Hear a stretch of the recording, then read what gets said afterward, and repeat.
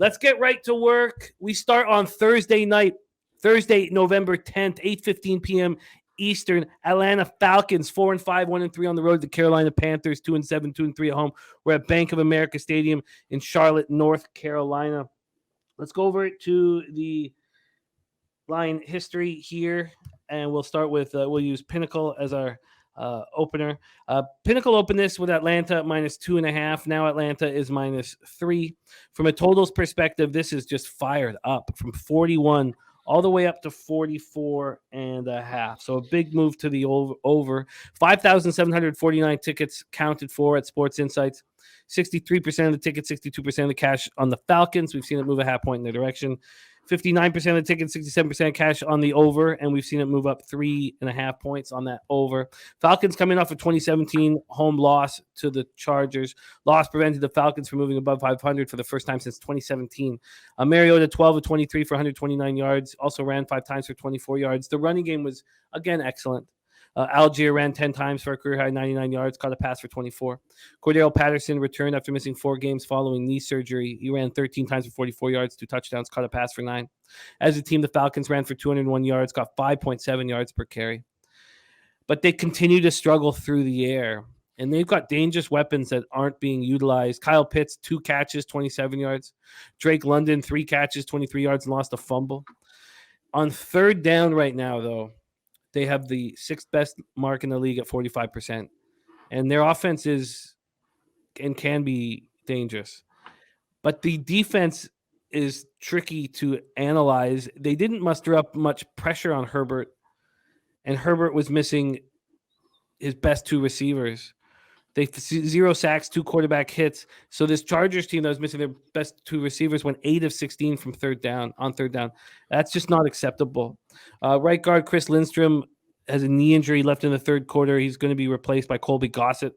Panthers coming off an ugly 42-21 loss to Cincinnati, down 35-0 at the half. PJ Walker was terrible. 3 of 10 for 9 yards, 2 interceptions.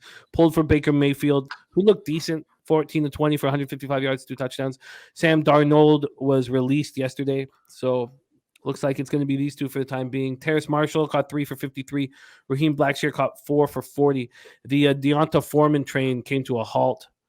Week 7 and 8, each week he ran for 118 yards. In this one, he finished with 7 carries for 23 yards. They managed just 64 rushing yards as a team.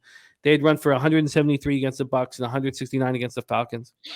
The offense is hitting at 26.67% on third down.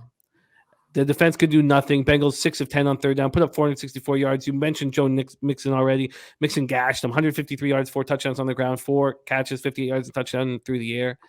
The Panthers defense finished with 2 sacks and 3 quarterback hits, and Brian Burns left in the first quarter with a neck injury. Dante Jackson was active, and we thought that he was going to play. He didn't. So C.J. Henderson started for him Sunday. It's a lingering ankle injury. The Panthers can't run the ball, and they can't defend the run. They're 24th in opponent yards per carry, and I think that when you play the Falcons, that's probably the first stat that needs to be talked about. Can the team defend the run? And they can't. So take it away for us, Andy. Is this a cheap price for the Falcons against the Carolina Panthers team that possibly gave up? Or is this not the time to sell on the Panthers after looking as bad as they looked? Yeah, the only worrisome thing, and you already touched on this, the Falcons did not get any pressure on our guy Justin Herbert there. It just didn't happen. You didn't see him getting after it. It's a beat-up offensive line. The positive was they ran all over him. They could have been able to continue. I don't know why they would have gotten away from that at all. Anybody they handed the ball to did well. That's going to be something that's going to continue. Carolina's been a little suspect against the run. I know they're getting a little healthier on defense, but this is probably a Falcon spot. It's just scary to back anyone in this division right now. I don't know how you feel about backing any NFC South teams whatsoever.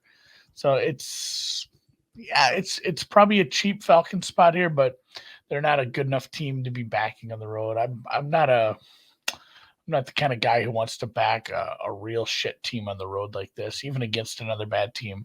So if this catches any Carolina money and this gets down to like 2.5, I'm gonna be awful tempted though. I don't know what would initially Like, are you tempted by this Falcons number? I am. I make it a little bit more. I think they should be like 3.5. It's just scary to back a team that's so one-dimensional. I've been trying to not fade a team after they look beyond belief bad, and I've been trying to not back a team after they look very good. I didn't realize that I was doing that with the Saints off the 24-0 win over the Raiders, but I can imagine that everybody, like if I'm in a Yahoo pool where you have to pick every game against the spread, I imagine this is going to have 80% of the picks on the Falcons. And, it just doesn't, we know that NFL doesn't work like that. So I would rather not be involved here. I mean, I guess the problem is we're in a situation where I can't back the Panthers under any circumstances. But I do not want the Falcons on the road. And I don't know if I really believe in this football team. That's as weak as you'll see the Chargers ever be. Yeah. And they still came into Atlanta and beat them. And now you take Atlanta and bring them out to Charlotte. I'm not interested. If they were a little more committed to actually getting this passing game going with a couple of decent weapons, it'd be a spot I'd like. But yeah, a one-dimensional team on the road in a divisional game, laying points, and they're probably not even. I know the record says 4-5. They're not that good. They're not even that good. These are two real bad teams.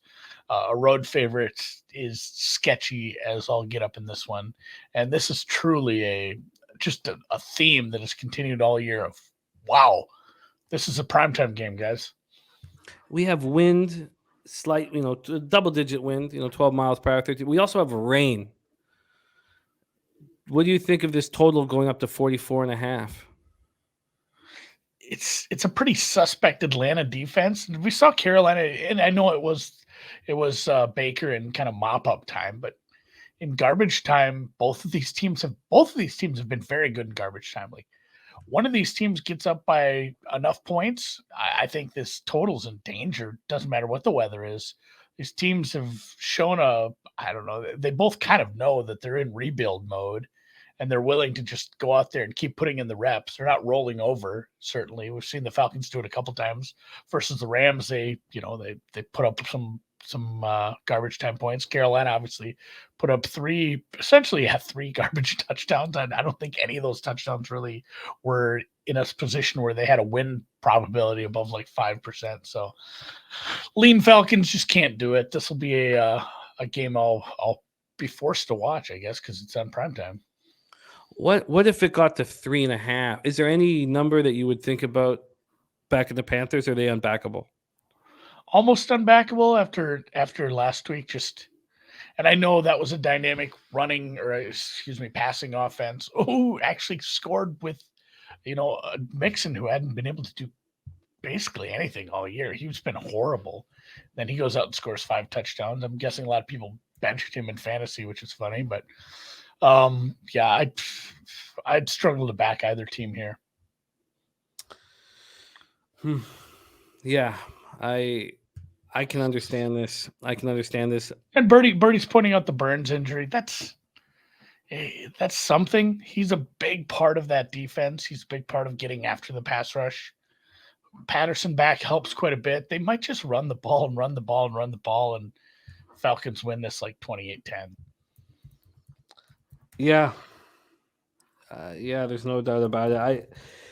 I guess I'll sit with this for longer. I would prefer not to have a real public side on a Thursday night, especially when you take the Falcons out of into an open air with the rain.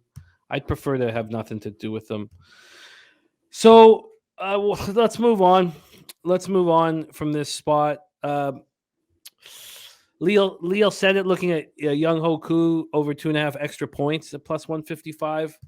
I like that he's created a situation where there's a plus opportunity. LJ from H-Town says both of these teams are allowing 25 points a game, and Sky Dragon got in on the over 42.5. Sammy Comer looking at what the price is for Patterson 2+ TDs. WSDJ saying Atlanta money line. Yeah, I don't ever want to be fading a team after they look as bad as they looked, and now they get a short turnaround and can jump right back at home. But I can understand why the public's going to be all over the Falcons, and at this point, they have the big bets too. So, no action from either Andy or I on the Thursday nighter. It's pretty ugly. It's pretty ugly, but I imagine that there's going to be some live betting opportunities, and we'll be live here on Thursday night. Connor Mack will be hosting here for Thursday Night Football, Bank of America Stadium. Birdie says Falcons did win in Seattle, and the Seattle difference in their defense last 4 weeks, the first 4 weeks, and all that stuff is so interesting, and I can't wait to talk about that as well. Slides says the Bucs lose and Falcons win. Atlanta will be in first place in the NFC South. I guess Birdie was on to something. Yeah, no doubt. James S. in the house. Kirk Gray. All right, saturated. Let's move on